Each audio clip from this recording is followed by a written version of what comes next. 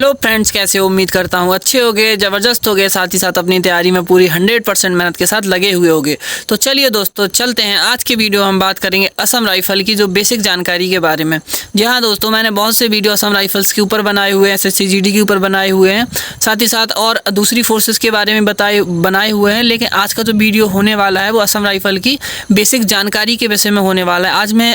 आज के वीडियो में आपको असम राइफल की बेसिक जानकारी बताऊँगा, जिससे छोटे छोटे जो भाइयों के डाउट्स होते हैं वो दूर हो जाएंगे। तो दोस्तों, असम राइफल की बेसिक जानकारी जानने के लिए वीडियो में लास्ट तक बने रहिए। उम्मीद करता हूँ आपके सारे डाउट्स जरूर ही दूर हो जाएंगे। तो दोस्तों, अगर आप मेरे चैनल पर नए हैं और अभी तक आपने मेरे चैनल को सब्सक्राइब नहीं किया है तो प्लीज़ दोस्तों चैनल को सब्सक्राइब कर लीजिए, बेल आइकन पर क्लिक कर लीजिए और वीडियो को लाइक कर लीजिए, जिससे मैं कोई सा भी वीडियो बनाता हूँ तो वीडियो जल्द से जल्द आप तक पहुँच सके और आपको उस वीडियो का पूरा बेनिफिट मिल सके। तो चलिए दोस्तों, चलते हैं अब वीडियो में। तो दोस्तों, असम राइफल, जैसे कि नाम से ही असम राइफल, तो कुछ भाई ये सोचते हैं कि Assam rifle only Assam state में ही डिप्लॉय होता है। तो भाई ऐसा नहीं है। भारत के लगभग 7 जो उत्तर पूर्वी राज्य हैं, 7 राज्यों में असम राइफल अपनी सेवा देता है और इसके अलावा जम्मू कश्मीर में भी असम राइफल अपनी सेवा देता है। तो करंट में आपके अभी 8 स्टेट में असम राइफल की यूनिट्स हैं। तो दोस्तों मैं बता दूं, असम राइफल ये CAPF है या पैरामिलिट्री, तो दोस्तों इसमें कोई डाउट नहीं है। असम राइफल एक पैरामिलिट्री फोर्स है।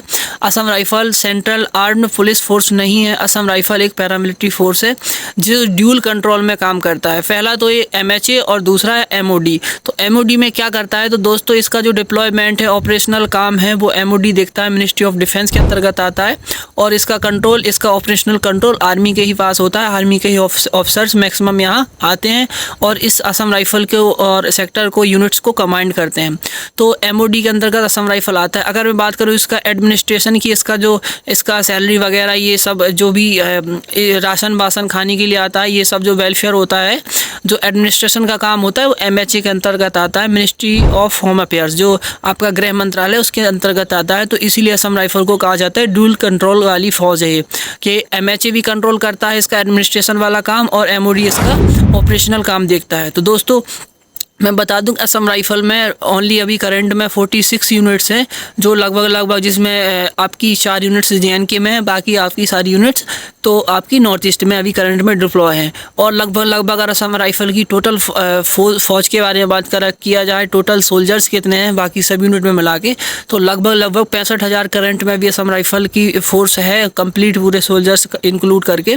तो असम राइफल एक बहुत ही रिस्पेक्टिव वाली फोर्स है। ऐसा नहीं है कि इसमें इससे मतलब इसका हिस्ट्री देखा जाए तो ये अकेली ऐसी फौज है जिसने दोनों वर्ल्ड वॉर लड़े हैं, फर्स्ट वाला भी और सेकंड वाला भी।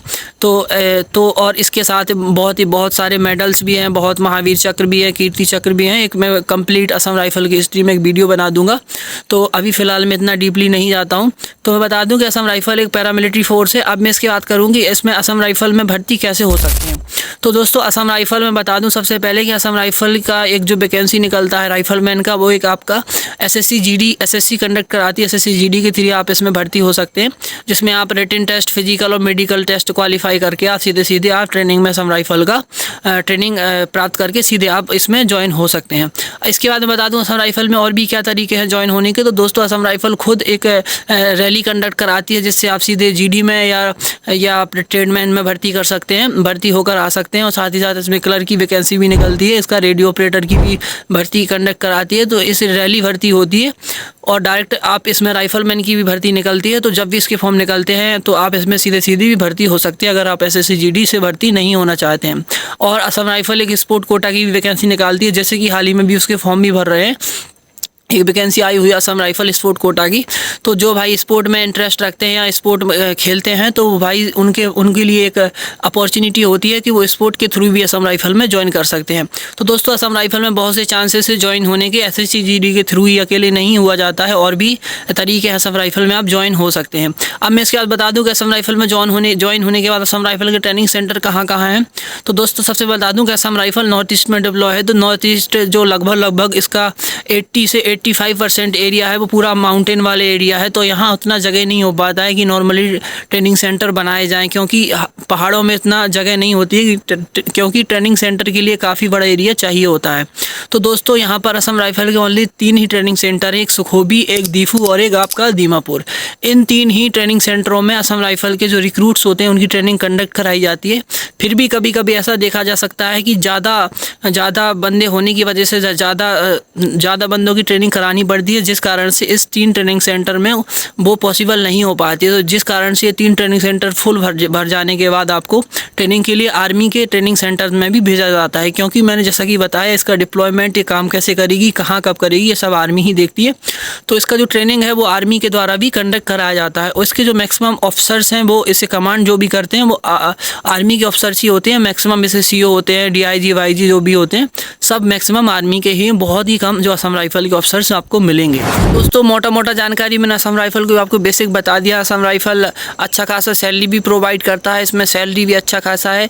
और आप बात करें तो आप असम राइफल एक ऐसा फौज है दोनों मतलब आप ऑपरेशनल या यानी भी अगर वॉर की कंडीशन आती है, किसी कंट्री के साथ युद्ध होता है, तो असम राइफल वो करने में भी सक्षम है और साथ ही साथ पीस एरिया में भी जो इंटरनल सिक्योरिटी है उसे भी अच्छी तरह से बखूबी निभाता है। तो असम राइफल दोनों ही चीज़ का अच्छे से करने में माहिर होता है। इसकी ट्रेनिंग होती है जो बहुत ही आले दर्जे और अव्वल दर्जे की दी जाती है। इसे बैनेट फाइटिंग, अनआर्म्ड कॉम्बैट जैसी टैक्टिक्स में इसे माहिर माना जाता है। और ये जो है CICT जैसे area counter insurgency, counter terrorism में बेस्ट माना जाता है।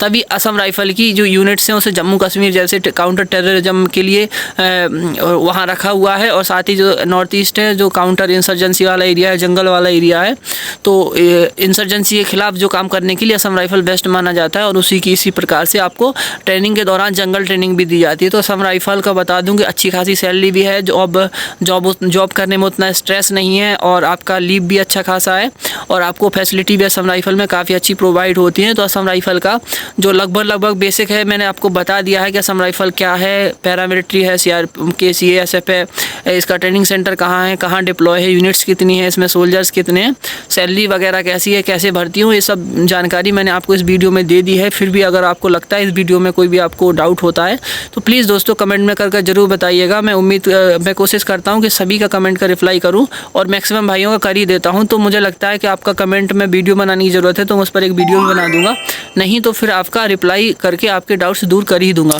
तो चलिए दोस्तों चलते हैं आज की वीडियो में इतना ही, जल्दी मिलेंगे नई वीडियो के साथ। तब तक के लिए जय हिंद, good bye, best of luck, हंसते रहिए, मुस्कुराते रहिए, जय हिंद।